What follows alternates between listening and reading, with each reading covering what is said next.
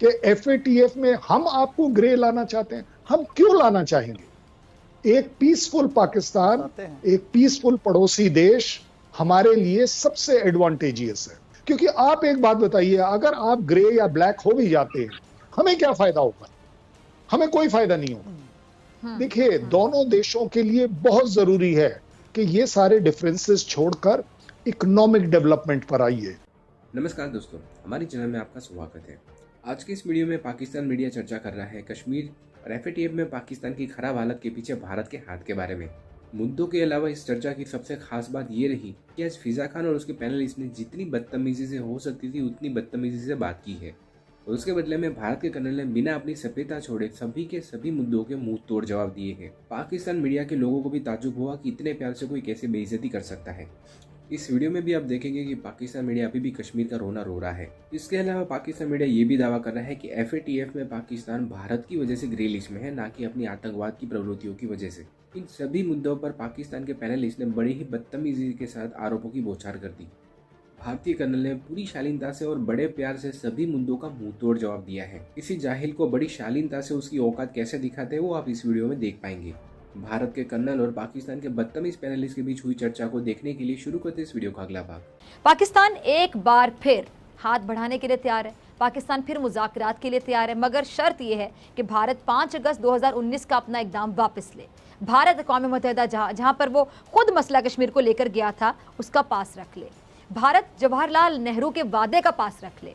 मोदी के पास अब भी वक्त है कि बाज आ जाए। सबसे पहले मैं आपकी तरफ आना चाहूँगी राजा नजाबत साहब।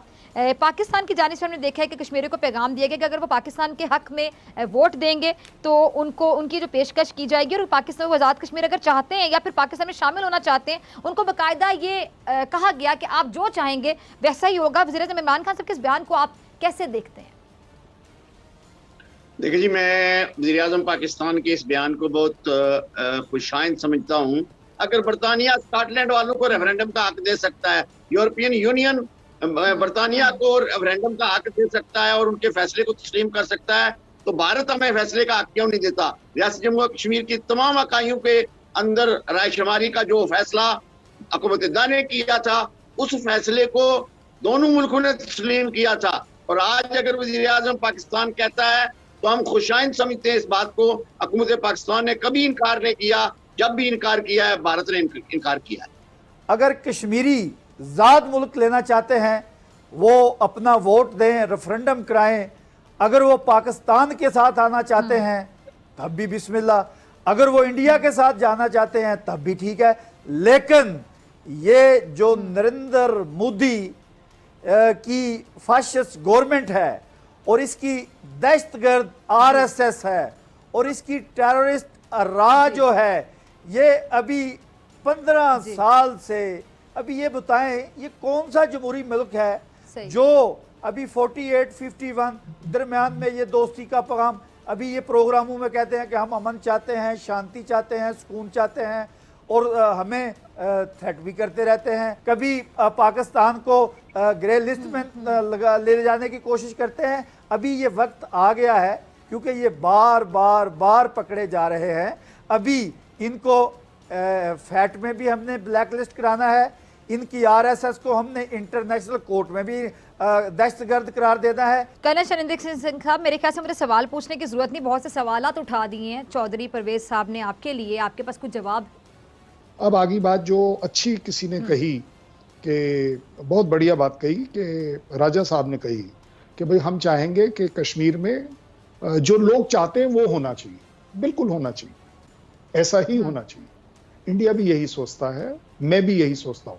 In spite of being a फौजी, जिसके लिए प्रोबेबली आपके दूसरे साहब ने कुछ बड़े अच्छे शब्दों का इस्तेमाल नहीं किया, लेकिन मैं उनको उसके लिए ब्लेम नहीं करता हूँ, क्योंकि अपनी अपनी अपब्रिंगिंग होती है। आप एक दूसरे को अच्छे तरीके से भी बता सकते हैं कि कोई चीज़ शायद ठीक नहीं हो रही। आपने जो बात कही कहीं पर कि पाकिस्तान में हम सर्जिकल स्ट्राइक करना चाहते हैं, हम क्यों करना चाहेंगे?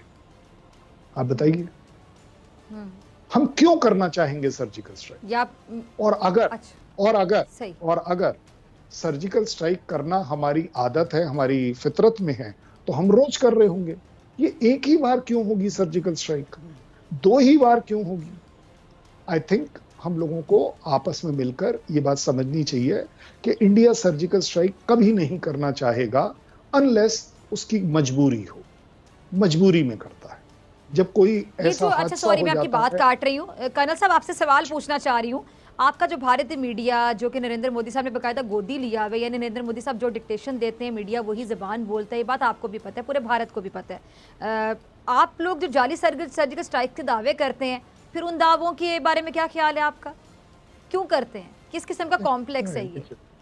मैं आपको बड़े क्लैरिटी, देखिए इसमें आप साइड्स मत लीजिए। ब्लेम गेम करेंगे तो ये एक नॉर्मल टीवी प्रोग्राम हो जाएगा कि आप हम पर ब्लेम कर रहे हैं, हम आप पर ब्लेम कर रहे हैं। अब जैसे देखिए मेरी थोड़ा बात सा सुने, वो रुकिए। आपको याद होगा, मेरे बाकी जो दोनों पैनलिस्ट हैं वो भी इस बात से एग्री करेंगे। देखिए वो आप पौधे दरख्त गिराने के बाद आप लोग पता नहीं क्या क्या क्लेम कर देते हैं। आप लोग ऐसी हरकत क्यों करते हैं? चले मैं आपसे नहीं पूछ रही, आप तो एक न्यूट्रल हैं और आप नुमाइंदगी कर रहे हैं वहाँ की। आप मुझे बताएं कि आपके जो बीजेपी की गवर्नमेंट है, आपकी जो भारतीय सेना है, वो लोग इस तरह के दावे क्यों कर जाते हैं?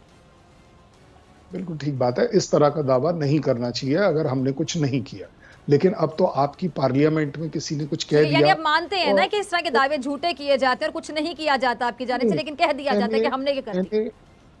मैंने तो यही कहा कि किसी भी तरह का झूठा दावा नहीं करना चाहिए, और जिस दावे की आप रेफरेंस ले रही हैं वो आपके पार्लियामेंट में आपके पार्लियामेंटेरियंस ने उसकी एक्नॉलेजमेंट ऑब्लिक उसके बारे में बोलकर बेकार में एक नया फसाद खड़ा कर दिया कि जी ये तो सब हुआ था और हमारे को चपेट लगी थी वगैरह। लेकिन वो गलत लैंग्वेज किसी ने भी है, ऐसा नहीं हमको बोला कि बिल्कुल ऐसा सब हुआ था, किसी ने भी नहीं बोला ऐसा। देखिए, किसने बोला? किसी ने भी नहीं बोला। डॉक्टर फिजा साहब, मैं आपसे ये जरूर जी। दरखास्त करूंगा, आपकी एक अच्छी रेपुटेशन है सच बोलने की, अच्छा बोलने की, और जैसा आप ही कह रही हैं कि किसी भी तरह से आपको गलत तरीके का मीडिया नहीं बनना चाहिए, तो आपको भी मालूम है मैं किस चीज की रेफरेंस ले रहा हूं। ब्लेम गेम नहीं करने की कोशिश कर रहा हूं, मैं इसको आगे चलिए आप अपनी बात खत्म कीजिए। आपने कहा था कि मेरे दरमियान हाँ, में इंटरप्ट ना कीजिएगा, ठीक है? आप बात खत्म कीजिए फिर मैं जी मैं आपको सिर्फ ये बोल रहा हूं कि किसी भी तरह का डायलॉग, पीसफुल डायलॉग, अगर पाकिस्तान इंडिया को करता है और अगर इंडिया पाकिस्तान को करता है, इससे और अच्छी कोई बात ही नहीं हो सकती। वो बात होगी या नहीं होगी वो अगला कदम है, लेकिन पहला कदम अपने आप में बहुत ही अच्छा है। और स्पेशली अगर आप, जैसा इस समय हम डिस्कस कर रहे हैं कि अगर वो पीसफुल टॉक हम JNK के लिए कर रहे हैं, और इससे क्या, क्योंकि देखिए अल्टीमेटली इंडिया और पाकिस्तान के बीच में अगर कोई मेजर डिफरेंस है तो वो सिर्फ एक JNK से रिलेटेड है। अदरवाइज आपके हमारे बीच में क्या डिफरेंसेस है? हम अच्छा खासा ट्रेड कर रहे हैं, हम अच्छे खासी आजकल बड़ी जिम्मेदारी की स्टेटमेंट्स दे रहे हैं। चाइना से रिलेटेड पाकिस्तान कुछ नहीं कह रहा, बड़ी अच्छी बात है, हमें एनकरेज करना चाहिए, अप्रिशिएट करना चाहिए। आपने 2 टेररिस्ट को बंद कर दिया है, हमें अगेन आपको एनकरेज करना चाहिए, अप्रिशिएट करना चाहिए कि आप टेरर के खिलाफ काम कर रहे हैं। लेकिन अगर आप ये कहें जो साहब कह रहे थे कि FATF में हम आपको ग्रे लाना चाहते हैं, हम क्यों लाना चाहेंगे? एक पीसफुल पाकिस्तान, एक पीसफुल पड़ोसी देश हमारे लिए सबसे एडवांटेजियस है। FATF में इंडिया आपको कभी नहीं लाना चाहता।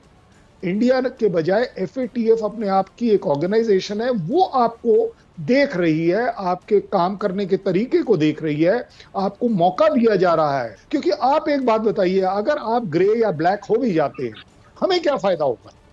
हमें कोई फायदा नहीं होगा। देखिए, दोनों देशों के लिए बहुत जरूरी है कि ये सारे डिफरेंसेस छोड़कर इकोनॉमिक डेवलपमेंट